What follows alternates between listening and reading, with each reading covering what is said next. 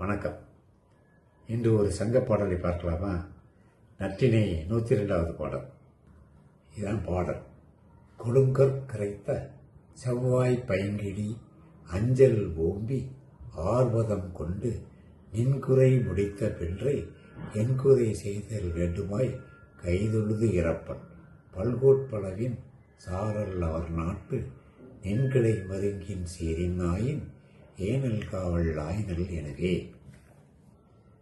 இப்போல்லாம் அலுவலகம் போகும்போது ஏதாவது ஒரு காரியம் சாதிக்கணும்னா கையூட்டு கொடுக்க வேண்டியிருக்கு, லஞ்சம் கொடுக்க வேண்டியிருக்கு. இப்படி ஒரு லஞ்சம் கொடுத்து ஒரு காரியத்தை சாதிக்க நினைச்ச ஒரு பெண்ணை பற்றி தான் அந்த பாடம்.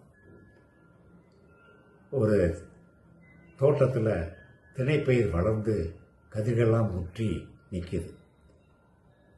அதை பறவைகளிலிருந்து காப்பாற்றுறதுக்காக காவல் காக்கிறதுக்கு ஒரு பெண்ணை அனுப்புகிறாங்க, காவலுக்கு அனுப்புகிறாங்க. இவள் காவலுக்கு சென்ற பெண் என்ன செஞ்சா சரியுமா?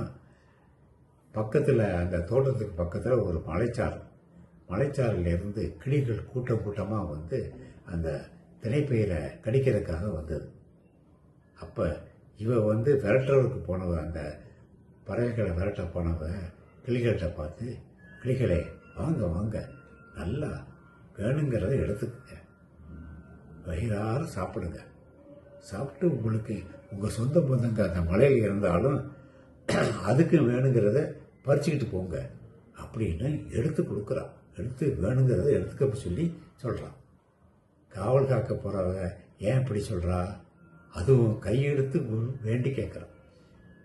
நீங்கள் இதெல்லாம் எடுத்துகிட்டு போய் அங்கே மலைக்கு போனோன்னா உங்கள் தலைவன், மலைத்தலைவன் இருக்கார்ல, அவர் என்னுடைய காதலன், அவர்கிட்ட போய் உங்கள் காதலி இந்த தோட்டத்தில், திணை தோட்டத்தில் உங்களுக்காக காவல் காத்துக்கிட்டு இருக்கிறா, உங்களை எதிர்பார்க்குறான்னு சொல்லிடுறீங்களா? இந்த செய்தியை நீங்கள் தயவு செஞ்சு எனக்காக செய்யுங்க, உங்களுக்கு வேணுங்கிறத எடுத்து சாப்பிட்டு போங்க அப்படிங்கிறான். பார்த்தீங்களா? காவலுக்கு போனவன் காவலை மறந்துட்டு தன் காதலுக்காக இந்த பயிர்களை, திணைப்பயிர்களை எடுத்து சாப்பிடுங்கன்னு சொல்லி கேட்குற அளவுக்கு வந்து காதல் மனசை மாற்றிடுது. கடமையை கூட மறக்க செய்யுது காதல். நன்றி, வணக்கம்.